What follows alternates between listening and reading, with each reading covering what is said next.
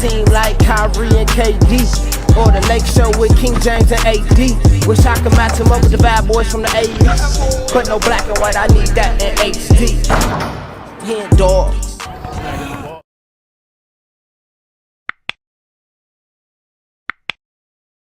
Yo, what's good, y'all? It's your boy HenDawgz, and we back to it. You know how we do it.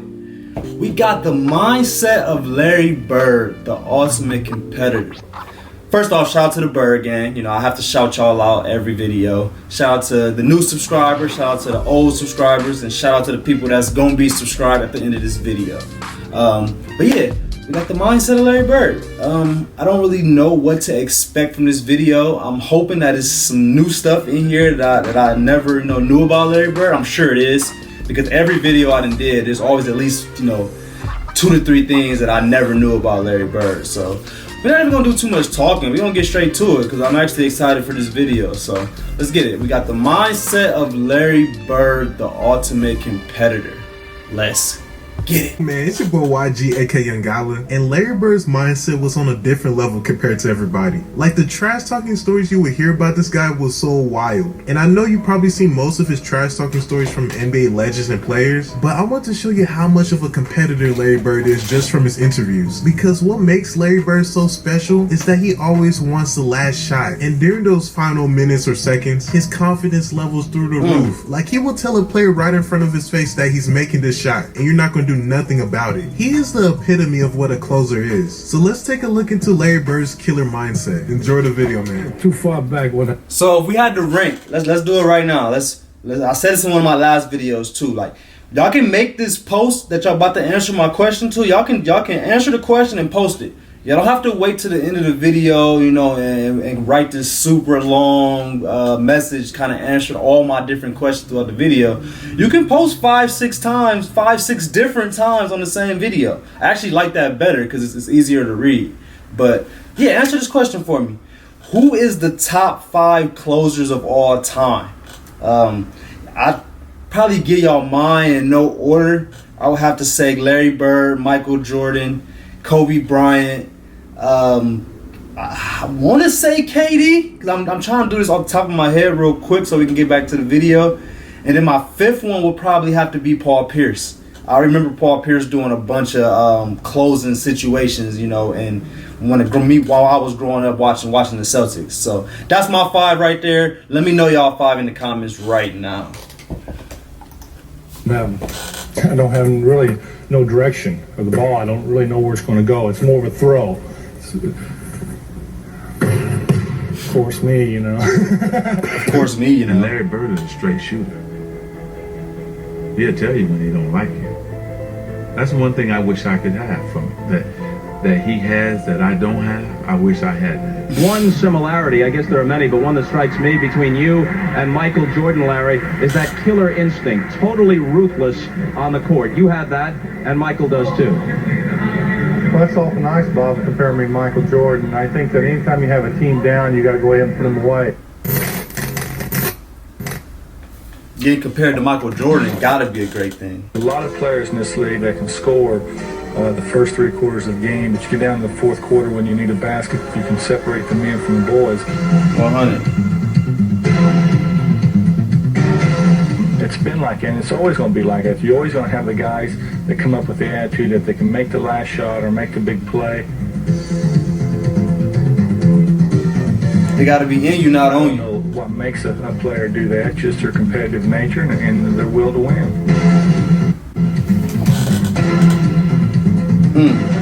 And if it comes down to one shot, I want to be the guy to take it. 100. But I feel like there has to be a 50-50 balance of being a very, very, very great player and a very, very, very great competitor.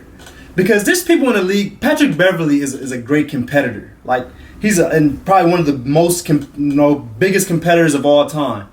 But he's not about to be making no game winners because he's not talented enough. Larry Bird, had the skill, the talent, but he also had that competitive nature too, and that's why he's arguably the greatest player of all time. And I'm not saying he's the greatest. I'm not saying that. I don't even want to even get into that debate on this video, because that's not what this is about. But he's in talks. He's arguably the greatest player of all time because he was great at both. And hey, the rest is history.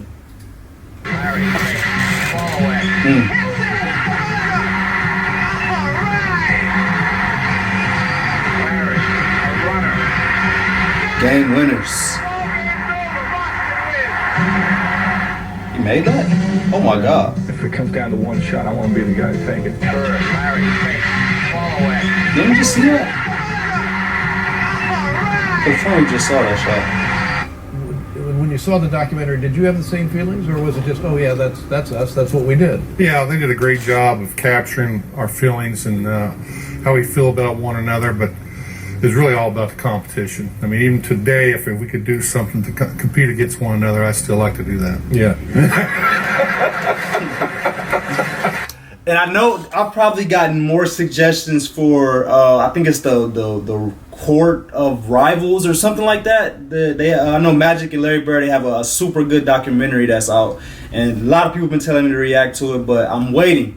I'm waiting on that video until Larry Bird and Magic Johnson becomes a prime subject of Winning Time, of the show that I'm in. I'm going to put it up there so that y'all can see that. But once that show starts, highlighting more of Larry Bird and Magic Johnson's friendship, then I'll start going into that. I feel like those would be two perfect. It'd be a perfect time to look at both at the same time. So once that come out, I'm not sure exactly which episodes that is. The first episode comes out March 6th, but I think that the Larry Bird subject kind of comes a little bit later in the season. So like I said, once those come out, then y'all get that video from me. So just stay tuned.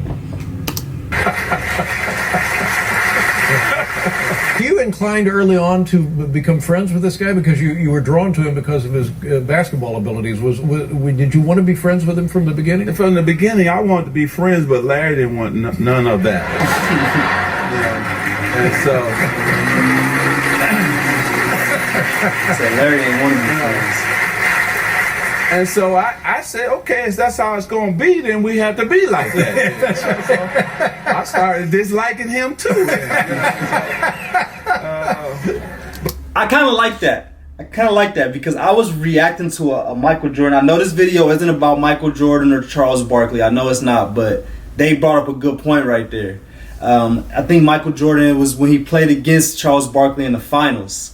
And he said that the game before the finals, Jordan went to Charles Barkley, bought him a $20,000 gift, took him to go play golf with him, was trying to become friends with him, but in the back of Jordan's head, it was all a trick. It was all a mind game. He knew that if he tried to become good friends with Charles Barkley before this finals game, Charles Barkley wouldn't have that same, killer instinct. He wouldn't, play with that tenacity that you feel like you should have in a finals game. So Larry Bird probably was like, I'm not trying to be friends with this dude. We're competing. I'm playing against this dude. I don't want to be friends with you. You might take that as a weakness. So maybe Charles Barkley should have did what Larry Bird did. So that's kind of a crazy point for real. But he told me that I smiled all the time, and he knew that I would smile at you, but I want to cut your heart out at the same time. So.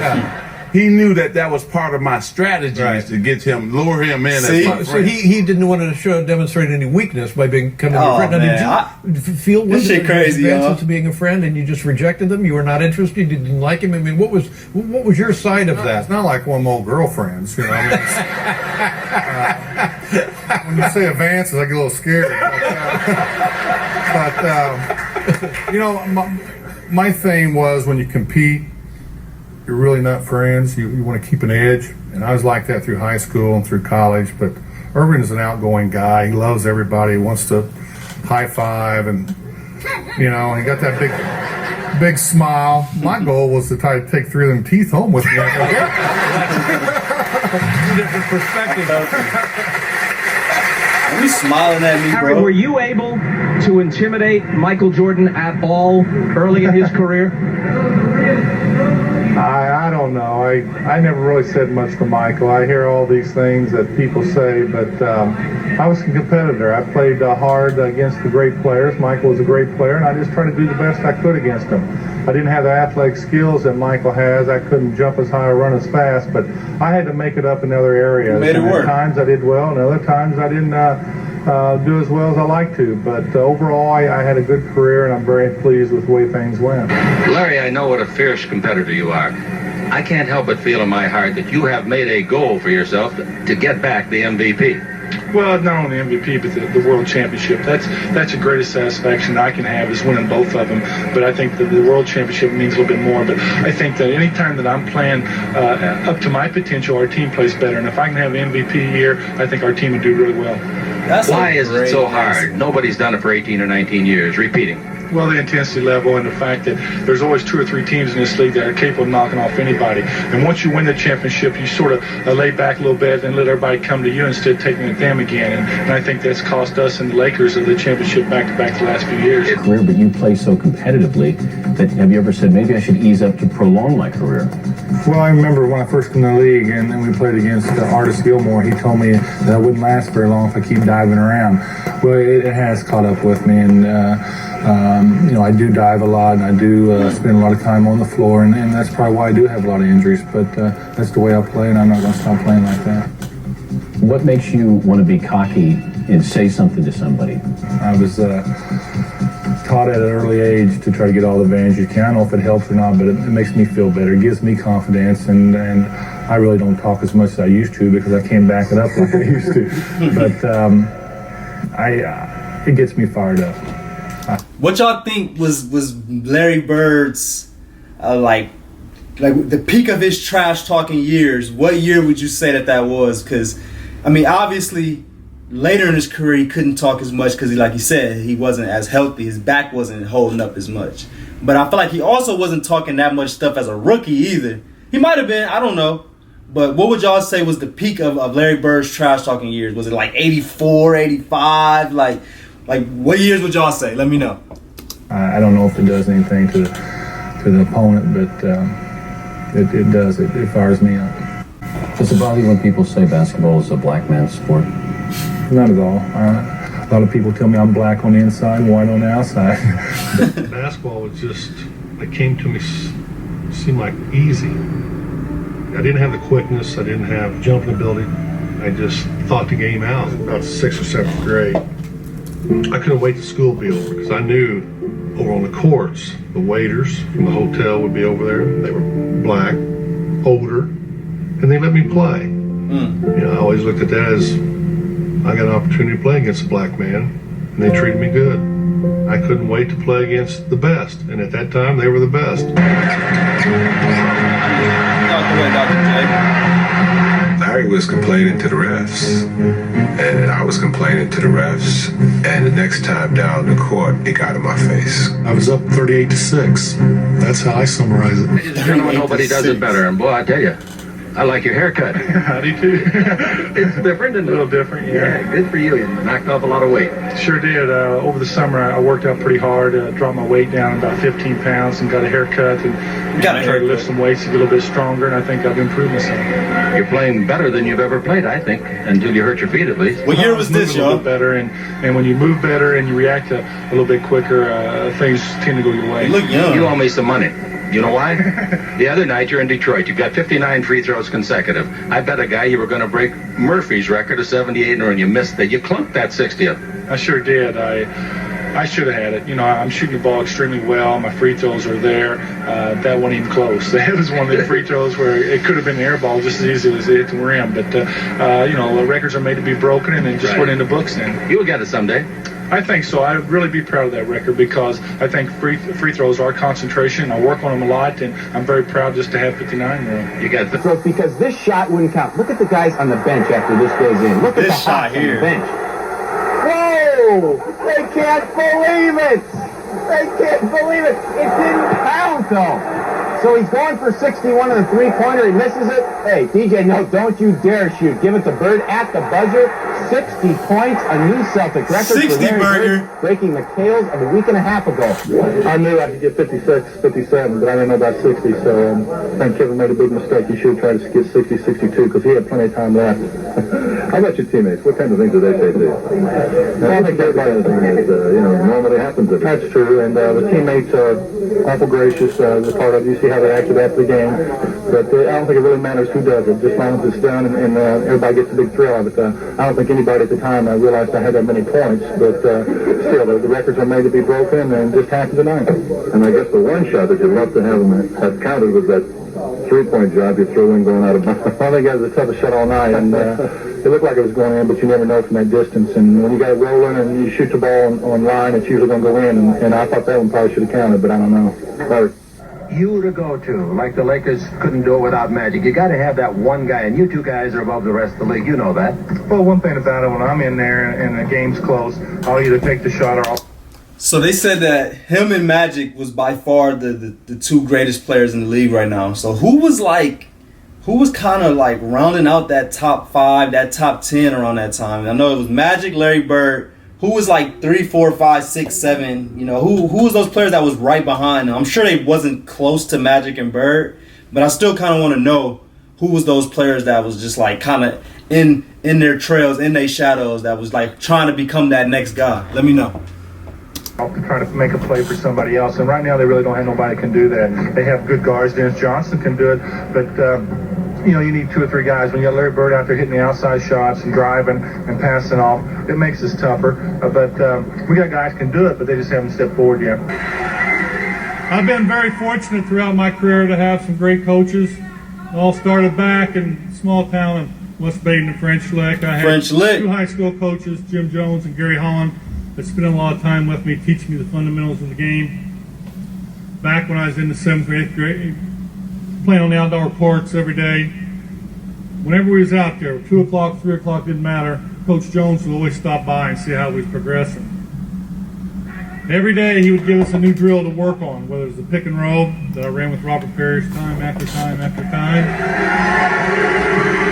or it was a free throw shooting, or just a basic bounce pass. But every day he gave us something to work on, me and my friends. And he said, I'd be back after a while to see how you're progressing. We would stay there and stay there and stay there, just knowing he was coming back. Sure enough, he did. Time after time, Coach Jones would do this. We'd go out, we'd play, we'd spend 3 or 4 hours waiting on him. He'd finally come back. Some days it was 5 hours, but sure enough, we would be there because we didn't want to disappoint him. Coach Jones came back one day, and I said, Coach, what do you do when you leave here? He said, I got other places to go, but I'm always going to come back to see how you guys progress. Well, now, 20 years later, or really, what is it now? 30 years later, I asked him. He said, hell, Larry, so I went to play golf. You know? But I had another coach in high school, Gary Holland. He taught me one thing. He taught me what a green light was. One night we was playing a basketball game, and he says, Larry, you have the green light. I said, green light? What's that? He goes, you have the ability to play the game the way you want to play the game. If you want to shoot it out there, you shoot it. If you want to pass, just make the plays. Green light. Play hard, play well, we win every time. That green light's been on for 30 years now. Has your life changed a lot since all of these accolades have came your way? The green light is just basically you having confidence in yourself that you can pretty much do whatever you want on the court to help your team win. Like, a lot of players don't have that green light. First of all, they don't have the confidence in themselves to have the green light. And secondly, you don't have the confidence in your coaches to give you the green light. So first, it comes down to yourself. You have to believe in yourself. Believe that you are able to do those plays. You have to show your coaches in practice that you can do that. And then once you show your coaches that what you're capable of, then that's when they'll give you the green light. And Larry Bird said he didn't have that green light for 30 years. Of course they do. You know, you gotta be a little bit more private. People always want to be around you, and you gotta watch some of the things you do. But I'm still a type of guy who likes to go out and have fun, and really don't care what people say or about me or react to me. I just try to do the things I've done my whole life, and people perceive you the way they want to, and still you gotta have a good time doing it. You can't change everything you do just because you make a little bit more money now or you're in the limelight. You still gotta have your fun. You still get the same enjoyment out of playing as you did when you first came in the league? I do when I'm pretty healthy. This year was probably the best rookie camp I had, or training camp, because of the fact I was pain-free, I was moving well. What year was this? Feeling good. I knew I had. What year was this right here where he said that, you know, he was very pain-free, he felt good at training camp? I'm actually curious what year this was right here. I know somebody gonna know. Let me know. To work on my game and my shooting and work on my passing, because I missed all summer. I never got to play all summer. So I was really enjoying it. And I was going along fine, and all of a sudden I took a couple falls and got banged around a little bit and tried to play through some pain, and it all caught up with me. It's not fun when I'm sitting here now, but it is fun when you're out there and you're playing pain-free. It don't matter how old you are. If you love to do something and you love to work out and you love to play basketball, it really doesn't matter what your age are or how old you are. 100. Way up. Forced the denial all the way up. We've done it before. Clear everybody out, go to the ball, break the corner. He caught it here, and as he caught it, all he had to do was turn. And he just turned, and he just let this thing go. Bird fires it. Got a wide open look. Couldn't believe it. And I'm wasn't that wide open? As straight as an arrow. Dead on. The Lakers have won. We're lucky because it was right on line. He looked at me like, how did you ever leave me that wide open? You gotta be kidding me. I thought that was good. So guys, I hope you enjoyed the video, and you can see why they call him Larry Legend. So tell me, where do you put Larry Bird on your all-time list? And make sure you like, share, subscribe, and show love to the YG gang. And I'm out. Great video, man. Before we get out of here, go ahead and write who your top 5, biggest competitors is in NBA history, man. I want to see who y'all rank. But I appreciate y'all like always, man. Make sure y'all subscribe to the channel. 10K. We're trying to get to 10K. Once we get there, I will be giving away a $50 Amazon gift card to one of my lucky subscribers. Somebody that comments a lot. Somebody that I recognize. So make sure you get them comments in. Make sure you get those likes in. And make sure you subscribe to the channel. But I appreciate y'all, man.